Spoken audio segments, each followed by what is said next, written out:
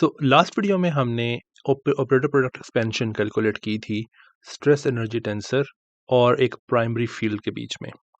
इस वीडियो में हम ये करेंगे कि हम स्ट्रेस एनर्जी टेंसर की ऑपरेटर प्रोडक्ट एक्सपेंशन कैलकुलेट करेंगे अपने ही साथ, जिसका मतलब ये है कि हम कैलकुलेट ये करेंगे कि टी जी और टी डब्ल्यू ये क्या है, इसकी ऑपरेटर प्रोडक्ट एक्सपेंशन जो है ये क्या है, ये हम कैलकुलेट करने की कोशिश करेंगे। तो इसको करने का जो तरीका है वो इस तरह से होगा कि मैं आपको बताऊंगा कि जो ऑपरेटर प्रोडक्ट एक्सपेंशन ओपीई जो है टी के साथ, यानी कि टी जेड और टी डब्ल्यू, तो ओपीई जो है टी के साथ वो क्या है। और फिर मैं ये शो करूंगा कि ये जो ओपीई है ये आपको विरासोरो अलजेब्रा जो है वो देगी। यहाँ पे एक बात याद रखने की ज़रूरत है कि हमने टी की ऑपरेटर प्रोडक्ट एक्सपेंशन एक प्राइमरी फील्ड के साथ कैलकुलेट की थी और हमारे पास जो आंसर था वो कुछ यूं आया था।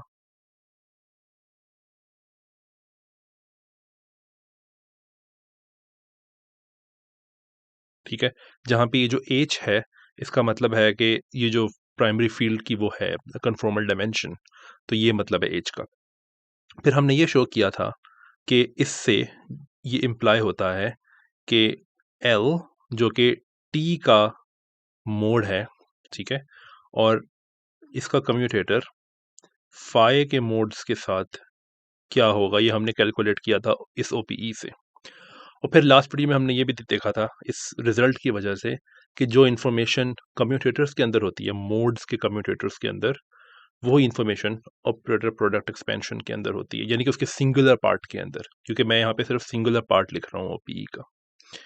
तो इसी तरीके से अगर मैं टी की ऑपरेटर प्रोडक्ट एक्सपेंशन टी के साथ कैलकुलेट कर लूँ किसी तरीके से, तो ये हमें कम्यूटेटर देगी एल एन का एल एम के साथ, जो कि कुछ भी नहीं है सिवाय विरासोरो अलजेब्रा के, और हमें पहले ही पता है कि ये कम्यूटेटर क्या है। एल और एल मैंने क्यों चूज किया है, वो इसलिए चूज किया है क्योंकि दोनों जो ऑपरेटर्स इस ओपीई के अंदर आ रहे हैं वो दोनों ही टी हैं, और टी के जो मोड्स हैं वो एल होते हैं। ओके, सो अब मैं फॉर्मूला लिखूंगा या फिर एक्सप्रेशन लिखूंगा टी की ऑपरेटर प्रोडक्ट एक्सपेंशन का अपने ही साथ, और फिर ये शो करूंगा कि that actually gives you the Virasoro algebra. So result जो है वो कुछ यूं है, टी जी टी डब्ल्यू, ये ओपीई जो है मैं दूसरी लाइन में लिखूंगा अब C/2 Z minus W power 4 plus 2 times T W divide by Z minus W power 2 plus the derivative of T divide by Z minus W. इससे पहले कि मैं ये शो करूं कि ये ऑपरेटर प्रोडक्ट एक्सपेंशन जो है ये हमें विरासोरो अलजेब्रा देती है, उससे पहले मैं कमेंट मेक करना चाहता हूँ, और वो कमेंट ये है कि हमने ये देखा था कि प्राइमरी फील्ड की डेफिनेशन जो है वो कुछ इस तरह से हम कर सकते हैं कि प्राइमरी फील्ड अगर आपके पास ये डेफिनेशन नहीं तो फिर प्राइमरी फील्ड की एटलीस्ट एक प्रॉपर्टी, लेकिन बाद में हम देखेंगे कि ये डेफिनेशन बन जाएगी। तो प्राइमरी फील्ड्स की प्रॉपर्टी ये है कि अगर आप प्राइमरी फील्ड्स की ओपीई स्ट्रेस टेंसर के साथ लिखो तो वो कुछ यूं होती है H/Z minus W squared plus the derivative divided by Z minus W. और इसका मतलब ये है कि अगर इन दोनों के अलावा कोई और सिंगुलर टर्म आ रही हो किसी फील्ड की ओपीई जब आप टीम के साथ लो उसके अंदर, तो इसका मतलब ये होगा कि जो भी फाई है वो प्राइमरी फील्ड नहीं है, अगर कोई एडिशनल टर्म भी आ रही है। इसका मतलब ये है कि अगर आप ये टी की ऑपरेटर प्रोडक्ट एक्सपेंशन देखो टी के साथ, तो ये एक एडिशनल टर्म आ रही है। इसका मतलब ये है कि जो टी इटसेल्फ है, यानी कि जो स्ट्रेस एनर्जी टेंसर इटसेल्फ है, वो एक प्राइमरी फील्ड नहीं है। ठीक है, लेकिन अभी तक हमने ये शो प्रूव नहीं किया है कि यही टी की ओपीई है टी के साथ, लेकिन अभी हम वो शो कर देंगे। लेकिन उससे पहले अभी देखो कि टी जो है वो प्राइमरी फील्ड नहीं है। ओके, सो हमने पिछली वीडियोस के अंदर ये भी बताया था कि क्वाज़ाई प्राइमरी फील्ड्स क्या होती हैं। क्वाज़ाई प्राइमरी फील्ड जो थी उनकी डेफिनेशन कुछ इस तरह से थी कि वो प्राइमरी फील्ड्स की तरह ट्रांसफॉर्म होती हैं, but only for those conformal transformations जो कि ग्लोबली डिफाइंड है। ये हमने पिछली वीडियोस में कवर किया हुआ है, अब जाके देख सकते हो। सो हम बाद में ये भी शो करेंगे कि ये जो टी है, यानी कि जो स्ट्रेस एनर्जी टेंसर है, वो एक क्वाज़ी प्राइमरी फील्ड है। ये अभी हम नहीं शो करेंगे, ये बाद में शो करेंगे। ओके, तो अब इसको प्रूव करने की कोशिश करते हैं। तो सबसे पहले हम यहाँ से स्टार्ट करेंगे कि जो टी है, उसकी मोड एक्सपेंशन क्या है। तो उसकी मोड एक्सपेंशन हमने पहले भी लिखी हुई है, तो मैं सिर्फ रिजल्ट कोट कर देता हूँ उसका। तो n-2 ln, ये टी की मोड एक्सपेंशन है।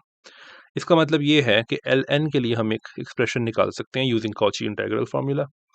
कॉची इंटीग्रल फार्मूला की एक कॉन्सिक्वेंस है, लेकिन चलो, तो हमने पहले भी ये किया हुआ है, तो मैं लेकिन रिफ्रेशमेंट के लिए एक तरह से वो स्टेप्स दोबारा कर देता हूँ।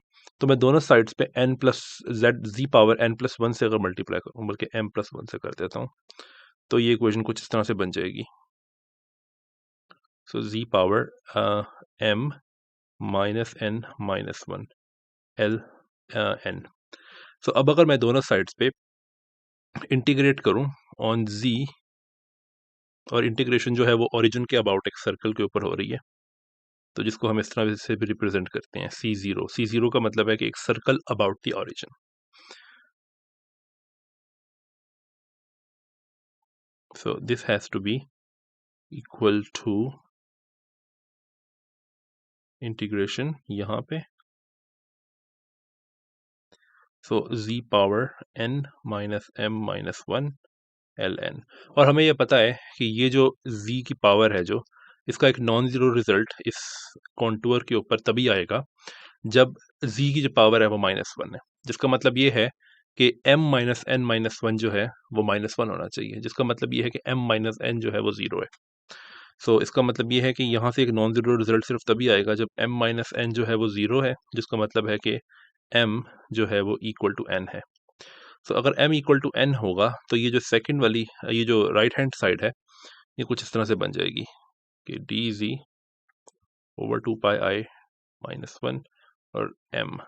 ठीक है, तो अब इस इंटीग्रेशन का आंसर क्या है? हमें पता है इस इंटीग्रेशन का आंसर जो है वो है 2πi, और कुछ भी नहीं है।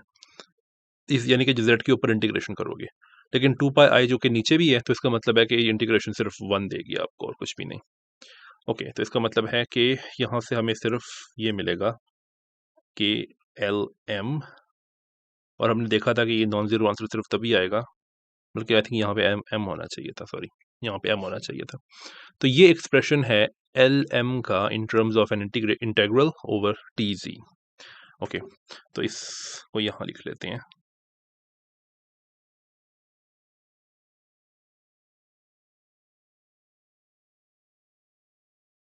ओके, अब हम इस एक्सप्रेशन को यूज़ करेंगे, लेकिन उससे पहले मैं आपको एक और एक्सप्रेशन एक और रिजल्ट याद करा दूं जो कि हमने पहले यूज़ किया हुआ है। और वो रिजल्ट ये था कि अगर आप इंटीग्रेट करो डी जी के ऊपर, और यहाँ पे कॉन्टूर्स बहुत मैटर करते हैं, तो कॉन्टूर्स के ऊपर ध्यान रखना है। तो C0 का मतलब है a circle about the origin, और इंटीग्रेट किसको कर रहे हो? दो ऑपरेटर्स के कम्यूटेटर को। So that should be equal to, अगर आप अगेन z को इंटीग्रेट करो, लेकिन अब कॉन्टूर क्या है? W के इर्द गिर्द। ठीक है, तो यहाँ पे रेडियली ऑर्डर्ड प्रोडक्ट आ जाता है, जिसका मतलब ये है कि A और B की OPE के अंदर से उनका सिंगुलर पार्ट ले लो। ये हमने पहले डिस्कस किया हुआ है, इसलिए मैं जल्दी से इसके ऊपर से गो थ्रू कर रहा हूँ। ओके, सो ये रिजल्ट भी हमें काम में आएगा थोड़ी देर में। ओके, अब हम विरासोरो अलजेब्रा कैलकुलेट करने की कोशिश करते हैं, और देखते हैं कि टी और टी की OPE अगर हम ये रखें, ये, तो क्या हमें विरासोरो अलजेब्रा मिलता है या नहीं। ओके, सो विरासोरो अलजेब्रा जो है वो है TN और TM का कम्यूटेटर, लेकिन हमारे पास इनके एक्सप्रेशंस हैं। तो LN का एक्सप्रेशन है DZ, सॉरी, DW कर लेते हैं यहाँ पे, तो क्योंकि हमें दो एल्स जो हैं उनके एक्सप्रेशंस लिखने हैं, तो हमें दो इंटीग्रेशन वेरिएबल्स चाहिए होंगे। सो W power n +1 times TZ, और इसका कम्यूटेटर है Z 2πi, और z पावर, सॉरी ये कम्यूटेटर चल रहा है पूरे का पूरा, m+1 और TW, और यहाँ कम्यूटेटर खत्म होता है। लेकिन जो दो इंटीग्रल्स हैं उनको आप बाहर निकाल सकते हो और कम्यूटेटर्स के अंदर सिर्फ टीज को रहने दे सकते हो। तो अगर हम ये करें तो ये कुछ इस तरह से बन जाता है कि इंटीग्रेशन ओवर डी जी और divide by 2 pi I integral over the circle around the origin G M plus 1 और इंटीग्रल के अंदर सिर्फ टी जी और टी डब्ल्यू को रहने देते हैं। अब इस इंटीग्रल को अभी थोड़ी देर के लिए भूल जाते हैं और सिर्फ इस इंटीग्रल की बात करते हैं। इस इंटीग्रल के ऊपर हमारा ये रिजल्ट जो है ये अप्लाई हो सकता है। तो अगर हम इस रिजल्ट को अप्लाई करें तो हमारे पास कुछ इस तरह बनता है कि पहला इंटीग्रल जो है इसको कुछ भी नहीं होगा, वो ऐसे ही रहेगा। और अगेन जो इंटीग्रेशन है वो ओरिजिन के अबाउट एक सर्कल के ऊपर हो रही है। ये वाला जो इंटीग्रल है जी वाला, वो अपना कॉन्टूर चेंज कर देगा और कॉन्टूर जो है वो डब्ल्यू के अबाउट एक सर्कल है। जो इंटीग्रल है जो इंटीग्रैंड है उसमें जी की पावर चेंज नहीं होगी, लेकिन अब जो रिजल्ट के मुताबिक हमें रेडियली ऑर्डर्ड जो एक्सप्रेशन है टी जी और टी डब्ल्यू का वो लिखना है। बट मैंने जैसे कि पहले कहा था कि ये कुछ भी नहीं है सिवाय ओपीई के। तो मैंने कहा था कि ओपीई हम ये प्रूव करना चाह रहे हैं कि इनकी ओपीई जो है वो ये है c divided by 2 z minus W power 4 plus t 2 times t w divided by z minus W squared plus partial T W divided by z minus W. ठीक है, तो ये ओपी ही हम रख के देखते हैं और देखते हैं कि हमारे पास रिजल्ट क्या आता है, क्या आता है विरस और अलजेब्रा के लिए। सो इसमें अभी हम ये डब्ल्यू इंटीग्रल को थोड़ी देर के लिए ना बिल्कुल निगलेक्ट कर रहे हैं और अभी हम सिर्फ जी इंटीग्रल की बात करेंगे।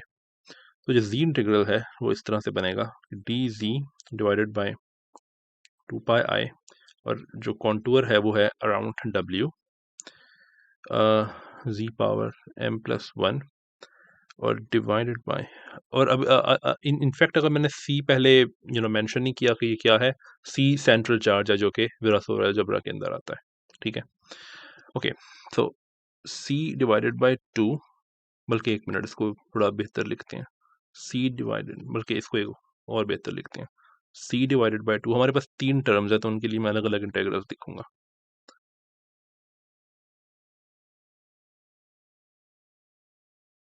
सो z power m plus 1 divided by z minus 4 z minus W power 4, ये पहली टर्म हो गई।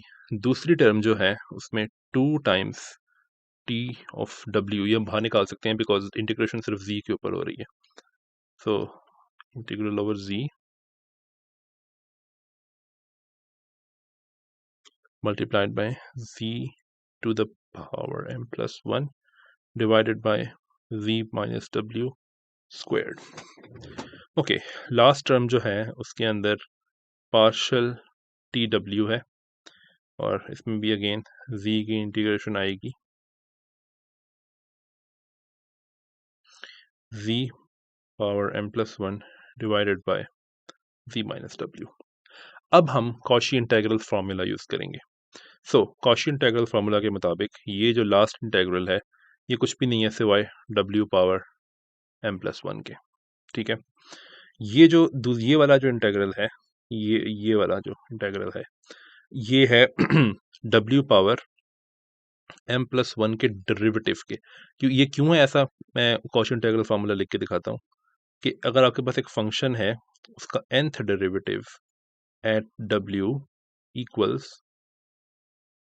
tz 2 pi I integration around w f z divided by z minus w power n plus 1, लेकिन यहाँ पे एक एडिशनल n फैक्टोरियल भी आता है इसमें। तो ये कॉशी इंटीग्रल फार्मूला है। तो आप देख सकते हो कि ये वाला जो इंटीग्रल है इसमें n प्लस 1 जो है वो 2 है, जिसका मतलब है कि n 1 है। ठीक है, तो n अगर 1 होगा इसका मतलब है कि फंक्शन का जो फर्स्ट डेरिवेटिव है वो आ रहा है। ठीक है, तो w पावर m प्लस 1 का फर्स्ट डेरिवेटिव वो क्या होता है, वो होता है m plus 1 multiplied by w power m। ठीक है, so what about this one, ये जो फर्स्ट वाला इंटेग्रल है, इसमें आप देख सकते हो कि ये जो 4 है ये n+1 होना चाहिए। इसका मतलब है कि n=3 है इस वाले केस के अंदर। तो इसमें हमें ये 3 फैक्टोरियल यहाँ पे मल्टीप्लाई करना पड़ेगा। ठीक है, ओके। अब मैं ये सारा क्लटर ख़त्म करता हूँ और ये दिखता हूँ कि ये सब कुछ क्या बनेगा।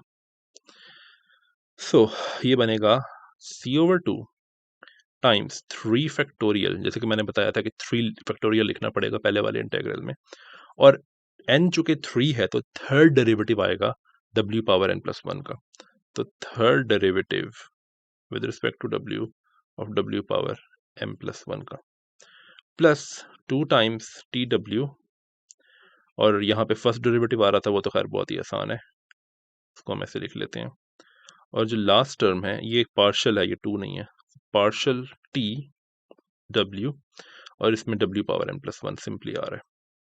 तो ये जो थर्ड डेरिवेटिव है w⁻m+1 का, ये लिखते हैं। तो ये कुछ भी नहीं है, ये आप देख सकते हो बहुत आराम से कि ये है m+1 into m-1 w⁻m-2 actually. ठीक है, सो m+1 इंटू n-1 जो है वो बनेगा m² - 1, तो m इंटू m² - 1 और w⁻m-2। 3 फैक्टोरियल जो है वो 6 है, तो 6/2 जो है वो 3 है, तो 3 टाइम्स c। सो ये है z इंटेग्रल जो हमें चाहिए था। अब हम ये रिजल्ट जो है वो ऊपर क्या कहते हैं रखते हैं और देखते हैं कि क्या बनता है।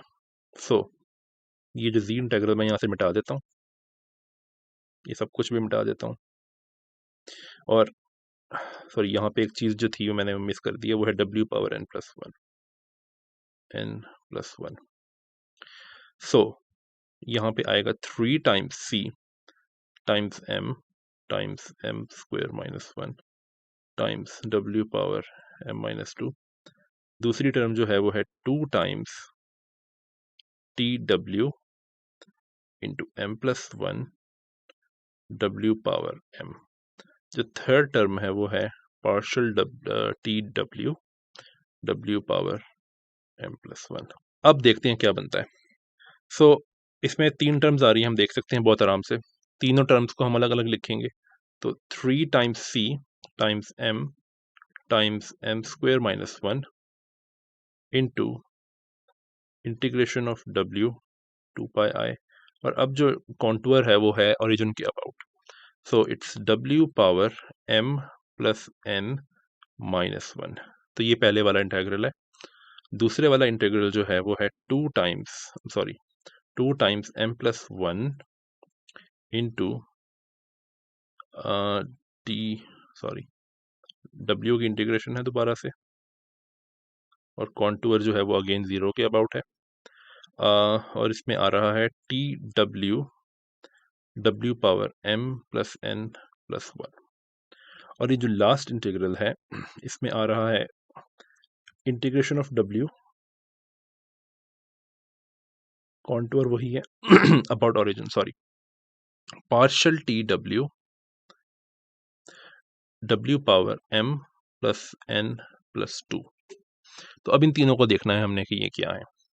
तो इसमें सबसे पहला जो लाइन है वो तो बहुत आसान है। ये जो इंटेग्रल है हमें पता है कि ये सिर्फ तभी नॉन जीरो हो सकता है जब w की पावर -1 हो। w की पावर -1 कब हो सकती है? जब m+n जो है वो 0 हो। अदरवाइज जो भी यहाँ पर आएगा वो दरअसल नॉन जीरो होगा। तो इसका मतलब ये है कि आई थिंक मैंने यहाँ पे एक मिस्टेक की है पीछे। मिस्टेक मैंने ये की थी कि मैंने 3 फैक्टोरियल जो था वो मल्टीप्लाई करवा दिया था, हालांकि वो डिवाइड होना चाहिए था। तो उस डिवीजन की वजह से ये 3 जो था, 3 दरअसल 6/2 की वजह से आया था। दरअसल ये 6 डिवाइड होगा ना कि मल्टीप्लाई। तो ये 1/12 होना चाहिए। या दैट्स अ मिस्टेक। तो 1/12 मैं इसको बल्कि ब्लैक से लिखता हूँ, 1/12, या सॉरी, तो इट्स डिवाइडेड बाय 12। ओके, तो अगेन मैं जो कह रहा था कि ये जो इंटेग्रल है ये तभी नॉन जीरो हो सकता है जब m+n जो है वो 0 हो, क्योंकि तभी w की पावर जो है वो -1 हो सकती है। तो ये पहली वाली लाइन जो है वो तो बन जाएगी c into m -1 divide by 12, and that's it. Because अगर m+n जो है वो 0 है तो w की पावर -1 है और इस इंटेग्रल का आंसर फिर हमें पता है कि क्या आता है 2πi डिवाइड बाई 2πi जो कि है 1। अच्छा, अब ये जो दूसरे वाला लाइन है, ये दूसरे वाली जो टर्म है, ये क्या है? ये भी बहुत आसान है। हमने ये देखा था कि एल एन जो था वो था इस तरह से 2πi या w कर लेते हैं यहाँ पे T W multiplied by w power n+1। ये हमने रिजल्ट अभी थोड़ी देर पहले डिराइव किया था। तो इसका मतलब है कि जो यहाँ पर आ रहा है, यहाँ पावर में, वो है समथिंग प्लस 1 और वो जो समथिंग है वो एल का सबस्क्रिप्ट है, बिकॉज यहाँ पे जो समथिंग है वो एन है और वो एल का सबस्क्रिप्ट है। तो आप यहाँ देख सकते हो कि इस इंटेग्रल का जो स्ट्रक्चर है और जो इस इंटेग्रल का स्ट्रक्चर है वो सेम है, जिसका मतलब ये है कि ये जो सेकंड टर्म है इसमें जो इंटेग्रल है वो कुछ भी नहीं है सिवाय L subscript N plus N के।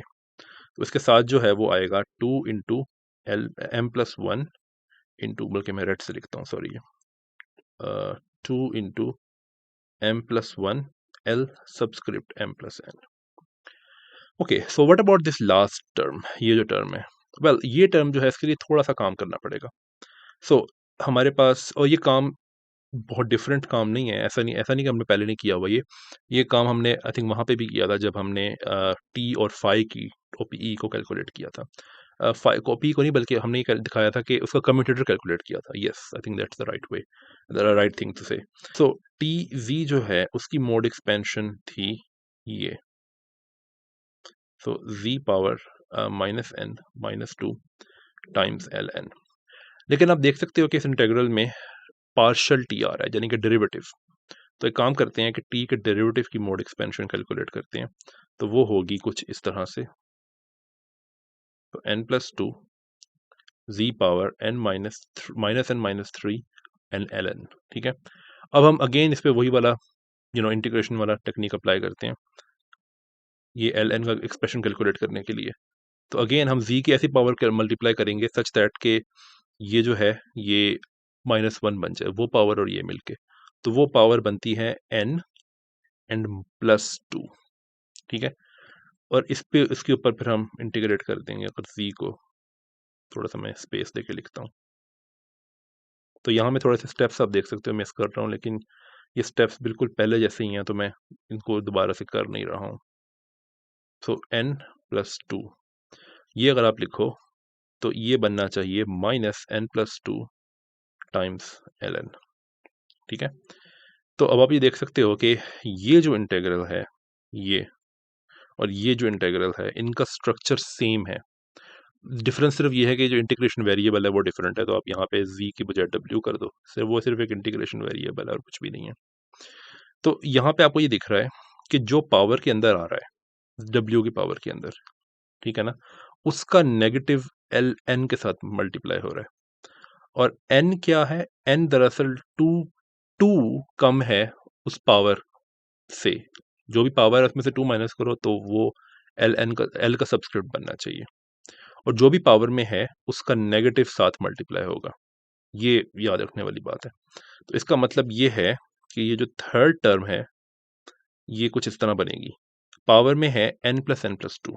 ओके, तो इसका मतलब है कि उसका नेगेटिव मल्टीप्लाई होना चाहिए m+n+2, और l का सबस्क्रिप्ट क्या है, जो भी पावर में है उससे 2 कम, तो पावर में है m+n+2, उससे 2 कम क्या है, m+n। तो ये है थर्ड टर्म। ओके, अब हम देखते हैं कि ये सब कुछ सिंप्लीफाई होकर क्या बनता है। तो ये बनता है 2m+2 -m-n-2 multiplied by l subscript n m+n plus c/12 m into m² -1। Sorry, मैंने एक चीज़ यहाँ मिस की है। यहाँ पे एक चीज़ ये मैंने मिस की है कि ये जो फर्स्ट टर्म थी ये सिर्फ तभी नॉन ज़ीरो हो सकती है अगर m और n जो है वो ऐड अप होकर 0 दें। तो इसका मतलब है कि यहाँ पे एक कोरोने का डेल्टा भी आएगा, ये तो ये भी आना चाहिए था यहाँ पे इस तरह से।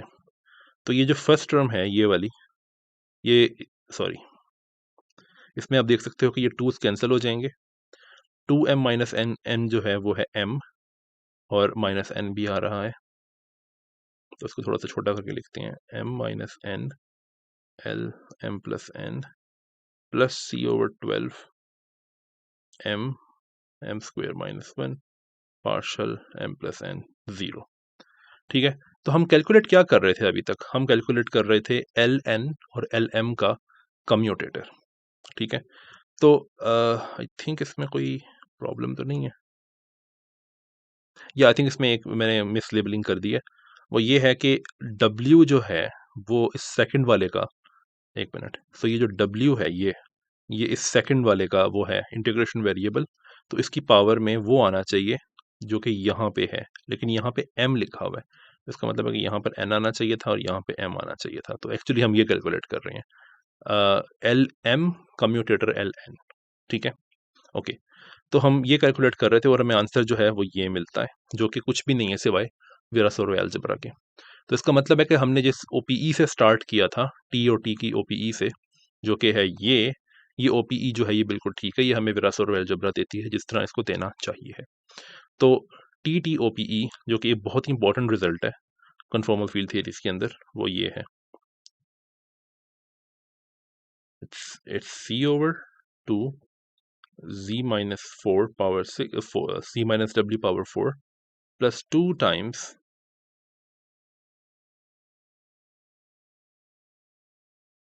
plus partial t divided by z minus w। अगर आप इसको कंपेयर करो इस रिजल्ट के साथ कि जो t की OPE है phi के साथ, तो वो थी h divided by z minus w squared plus partial phi w z minus w।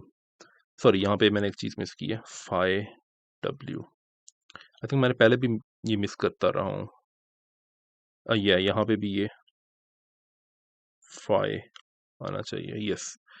Anyway, तो अगर आप इसको इससे के साथ कंपेयर करो तो अभी देख सकते हो कि यहाँ पे z minus W power square की टर्म का जो न्यूमरेटर है वो है h मल्टीप्लाइड बाय वो फील्ड जो कि यहाँ पे t के साथ आ रही है। अगर आप यहाँ पे देखो तो यहाँ पे भी कुछ ऐसे ही कहानी है कि जो z माइनस डब्ल्यू स्क्वायर की टर्म है उसका जो न्यूमरेटर है वो है समथिंग मल्टीप्लाइड बाय वो फील्ड यानी कि टी डब्ल्यू जो कि यहाँ टी जी के साथ आ रही है। तो क्या इसका मतलब ये है कि जो टी का कन्फॉर्मल वेट है वो 2 है? वेल, एक क्वेश्चन जो खड़ा हो सकता है वो ये है कि टी तो प्राइमरी फील्ड ही नहीं है, तो उसके कन्फॉर्मल वेट का क्या मतलब है? वेल, ऐसी फील्ड जो कि प्राइमरी ना हो उनके कन्फॉर्मल वेट्स की भी सेंस बनाई जा सकती है और ये हम आगे आने वाली वीडियोस में करेंगे।